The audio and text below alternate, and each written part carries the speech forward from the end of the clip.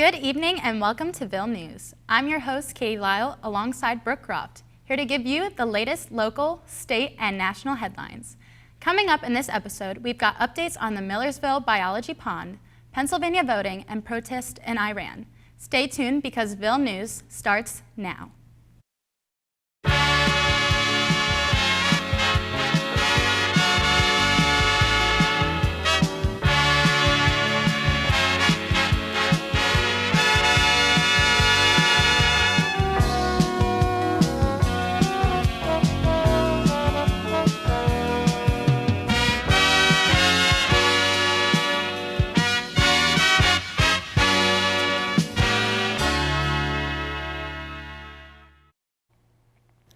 Wallet Hub has named Lancaster City the #1 small city in America on their updated 2022 ranking list.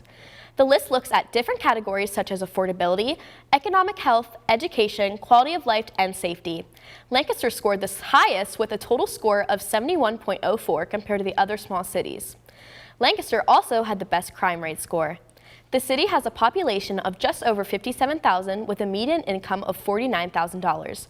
Out of the list of 18 cities were in Pennsylvania, including Altoona and Bethlehem. Millersville's Biology Pond is getting an update thanks to a grant from the Alliance for the Chesapeake Bay. The pond, located south of Roddy Hall, is the home to a unique ecosystem filled with many different insects, reptiles, and vegetation. Dr. John Wallace, a professor in the biology department, noticed that vegetation protecting the pond had been stripped away. He reached out to the Alliance for the Chesapeake Bay, requesting a partnership and some assistance with reforestation. Wallace mentioned that this pond has provided learning experiences for students since the 1970s. The ACB is providing 177 plants of 31 different species, including 2 species of food trees, to reestablish a food forest on campus. This project will not just improve Millersville's biodiversity, but will help with water quality and land value. Now, let's head to Ryan Argenti for a quick forecast. Ryan, what can we expect for the weather this week? Yeah, Katie, we're actually looking at mostly cloudy conditions right now across the lower Susquehanna Valley. You can see those mostly cloudy conditions right now over Lancaster. But not only that, we're going to continue to see these mostly cloudy conditions, and we're going to start to see some heavy thunderstorms tomorrow that will also be gusty. And I have the full forecast coming up here in just a bit and what to expect for these storms. When we get back, updates on Pennsylvania voting and a carbon monoxide leak in a local daycare. Ville News will be right back. Heading into election season, the Supreme Court has made a decision that will affect Pennsylvania voters directly. On Tuesday, the court invalidated a lower court decision which allowed undated mail ballots to be counted in the Commonwealth. This issue has proven to be a big arguing point between state legislators over the last 2 years. Republicans have sought to not count undated ballots even if they arrive on time, while Democrats have fought to count them. The argument of whether or not undated ballots will be counted now heads back to the courts in a few weeks leading up to the midterm election in November. The Pennsylvania Department of State says they expect counties to count undated ballots in the upcoming election, but the Pennsylvania GOP is urging counties to do the opposite. This issue is expected to be argued in the weeks moving forward, with officials hoping to come to a clear answer before the midterm. A carbon monoxide leak in a Pennsylvania daycare has left dozens sick, including children. Happy Smiles Learning Center, located in Allentown, was evacuated on Tuesday after a firefighter's CO monitor went off. A malfunctioning heater let out a dangerously high level of carbon monoxide, sending over 30 to the hospital. Emergency responders arrived on the scene after getting a call of an unconscious child. Officials reported that the building did not have any CO monitors installed. Dr. Andrew Miller, chief of pediatric emergency medicine at a nearby hospital, said that patient symptoms included headache, dizziness, and nausea. Some patients had had high levels of carbon monoxide in their blood and needed a more intensive treatment. Inspectors have shut down the daycare and their license was suspended. The school is working to get a new furnace and reopen the building soon. So Katie, how are you liking the weather recently? I have been loving it. I love the sunny skies and I'm so tired of rain. I am so tired of rain, so let's hope that goes away. So let's go to Ryan Argenti with the weather. Yeah, Katie and Brooke, I do have some bad news for you right now. Again, like I said before, we do have mostly cloudy conditions over the lower Susquehanna Valley right now. We're actually looking at some storms that will be moving into the lower Susquehanna Valley and be lasting into the rest of the afternoon tomorrow. And again, mostly cloudy conditions right now over Lancaster. And current conditions right now, temperatures, we're looking at 60 to 64 degrees, increasing clouds, and it's going to be rather pleasant for the rest of this evening. And as we head into tonight, those mostly cloudy conditions are going to stay socked in through the rest of this evening. 54 to 58 degrees, breezy and mild, maybe a late shower or two as we head into the rest of this evening. And as we head into tomorrow, Thursday, we're actually looking at those storms rolling in around 2 and 8 o'clock in the afternoon and also into the evening.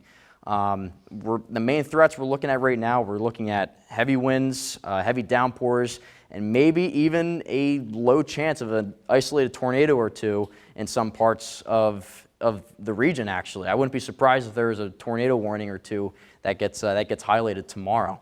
But before I get into the rest of that forecast for Thursday, let's get into Thursday night and going into Friday.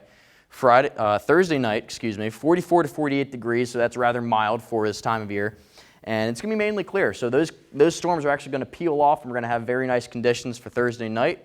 And checking out Friday during the day, not too shabby. We have mostly sunny conditions, 64 to 68 degrees, and it's going to be rather seasonable. So look forward to Friday and even this weekend. Now let's track back a little bit into Thursday a little bit here. Weather risks for tomorrow.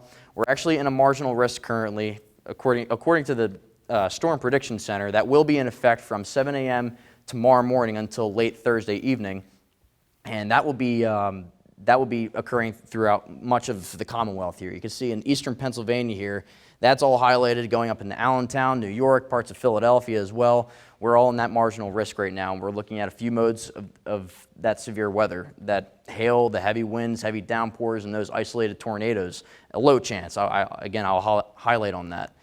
And I want to show you exactly when we'll expect these storms. I have a model right here that I want to show you guys. This model is called the NAM, or the NAM as we call it. And this model run is actually, it tends to focus on shorter range forecasts. And so this is why I'm showing you guys this. And the time up there has that in Zulu time, but basically the time that these thunderstorms are going to roll through, you see that long line of storms that's going to traverse across the Commonwealth. That'll be hitting us right around between 3 and 6 o'clock in the evening, rather. Just more concentrated time there. But expect any mode of severe weather between 2 and 8 o'clock tomorrow afternoon and into the evening time.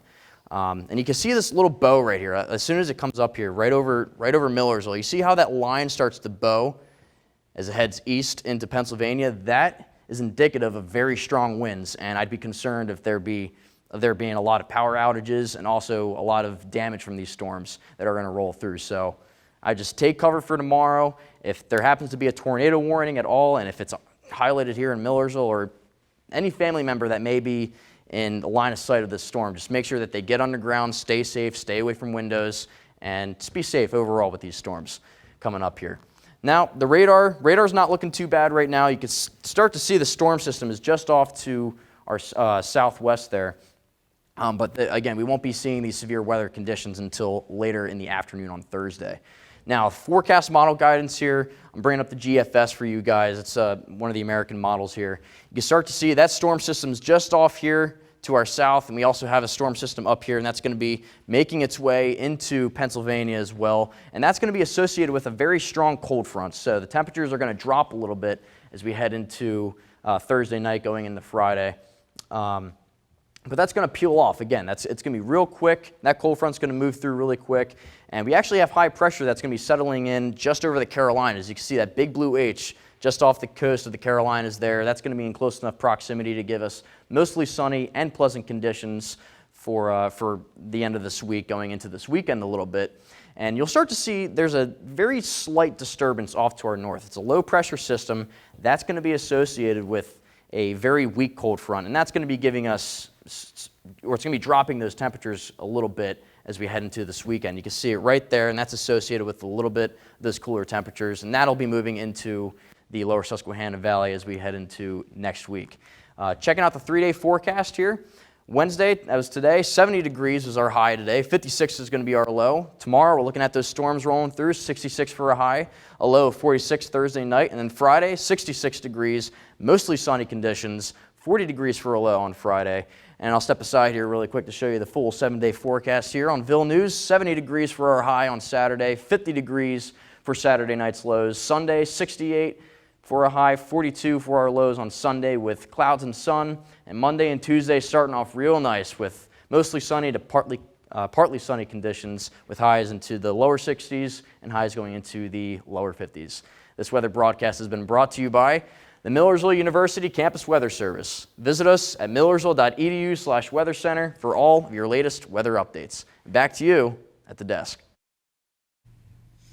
In national news, Kanye West is catching heat for his recent comments on Black Lives Matter and Jewish people. He went on a tirade on Twitter saying that fellow rapper Diddy was being controlled by Jewish people. He also had worn a White Lives Matter shirt alongside Candace Owens, a staunch conservative black woman, as expected. Many people were perturbed by this and took to social media to voice their outrage and concern over the rapper's mental state. Many rappers took to Instagram and spoke to their accounts about the statements West had made and how he had treated them in the industry. The Shop, a popular TV show, has pulled the episode with West in it due to him doubling down on his comments and spewing more anti-black and anti-Semitic rhetoric. There is no telling how far this will go and how much more West will be able to say.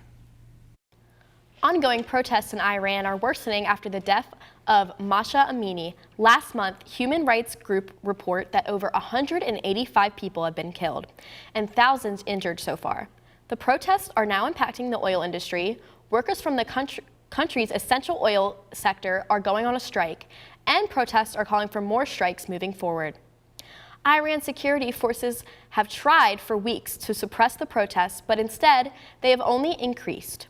The internet has been disrupted for weeks, so international officials can't tell the true impact of the government's crackdown. Government forces have increased in many cities, moving now to Amini's hometown in the Kurdish region of Iran. According to residents, the area came under intense open fire and at least 7 were killed out of 400 injured. The protests are not expected to close anytime soon as women in Iran fight for their rights. That's all we have for this week for Ville News. Thanks for watching, and make sure to tune in next week for the latest local, state, and national headlines.